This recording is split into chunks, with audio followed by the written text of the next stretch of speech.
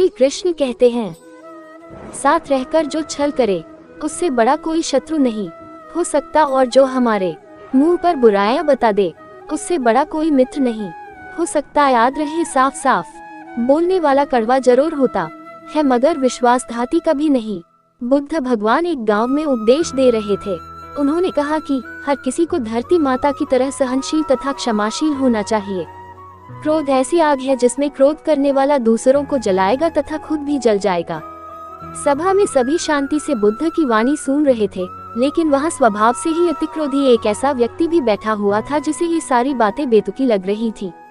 वो कुछ देर ये सब सुनता रहा, फिर अचानक ही आग बबूला होकर बोलने लगा, तुम पाखंडी हो, बड़ी बड़ी बातें करना यही तुम्हारा काम है, तुम लोगों को भ्रमित कर रहे हो, तुम्हारी ये बातें आज के समय में कोई मायने नहीं रखती। ऐसे कई कटु वचनों सुनकर भी बुद्ध शांत रहे। अपनी बातों से ना तो वह दुखी हुए न ही कोई प्रतिक्रिया की।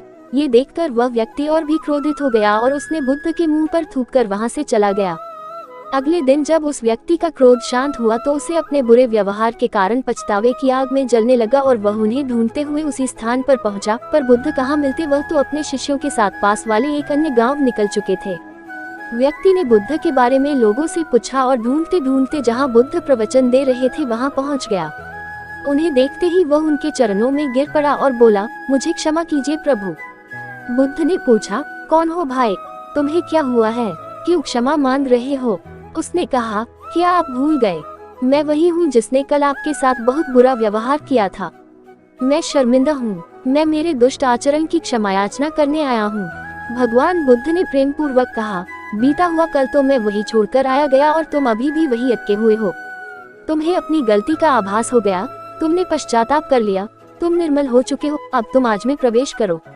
बुरी बातें तथा बुरी घटनाएं याद करते रहने से वर्तमान और भविष्य दोनों बिगड़ते जाते हैं। बीते हुए कल के कारण आज को मत बिगाड़ो।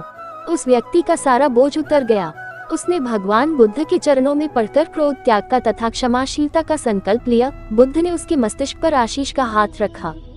उस दिन से उसमें परिवर्तन आ गया और उसके जीवन में सत्य, प्रेम व करुणा की धारा बहने लगी। मित्रों, बहुत बार हम भूत में की गई किसी गलती के बारे में सोचकर बार बार दुखी होते और खुद को कोसते हैं। हमें ऐसा कभी नहीं करना चाहिए। गलती का बोध हो जाने पर हमें उसे कभी न दोहराने का संकल्प लेना चाहिए और एक नई ऊर्जा के साथ वर्तमान को सुदृढ़ बनाना चाहिए।